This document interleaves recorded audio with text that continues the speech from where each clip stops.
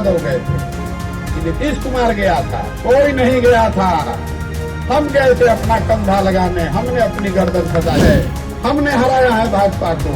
ये तो लड़ रहे हैं, हमने लड़ के हराया है। इतना मजबूती से लड़ाएंगे कि नीचे से जमीन खिसकेगी, ऊपर से आकाश उड़ जाएगा, उसको पता ही नहीं लगेगा। नमस्कार, मैं हूं राज पाठक और आप देख रहे हैं बुलेट न्यूज टीवी। देश भर में देखिए सीए लागू हो गया है, उसके बाद से प्रशासनिक तौर पे भी प्रशासन पूरी तरीके से देश भर में मजबूत है। लेकिन इस बीच जो भी पॉलिटिकल पार्टी है उनके द्वारा बयानबाजी शुरू कर दी गई है, चाहे वो आरजेडी के तमाम नेता हों या फिर बीजेपी के वो नेता। कहीं बीजेपी के तमाम नेता सीए लागू होने पर खुशियां मना रहे हैं, उन तमाम लोगों पर जश्न मना रहे हैं, तो वहीं पर आरजेडी के नेताओं ने ये आरोप लगाया है कि इस समय चुनाव से ठीक पहले इस तरीके का डिसीजन लेना कहीं ना कहीं जो है वो भटकाने की कोशिश है, मुद्दों से भटकाने की कोशिश सरकार के द्वारा किया गया है। इस बीच चुनावी रणनीतिकार जनसुराज के संस्थापक प्रशांत किशोर ने बड़ा खुलासा किया है। उन्होंने कहा है कि जब सीए लाया गया था तो वो बंगाल में थे। इस बीच नीतीश कुमार को भी जमकर सुनाया उन्होंने।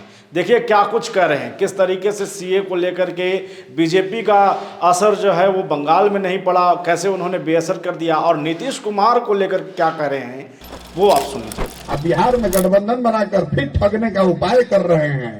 15 में आपने वोट दिया था, ये आदमी 17 में आपको ठग कर भाग गया, फिर वोट कीजिएगा फिर भागेगा, लिख कर रखिए। हम उनके साथ रहे हैं, आप उनको नहीं जानते हैं हमसे ज्यादा, और ये हमको कह रहा है। जरा याद कीजिए, जब सीए एनआरसी आया था, जब आप पर तलवार लटकी थी, तो किसने अपना गर्दन बंगाल में जाकर फंसाया?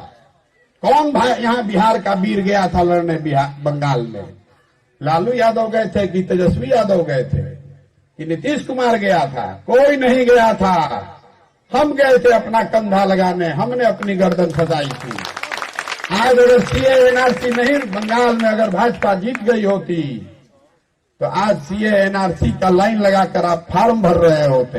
हमको कह रहा है कि हम भाजपा का बी टीम है, और तुम भैया क्या हो, तुम अपने देख लो।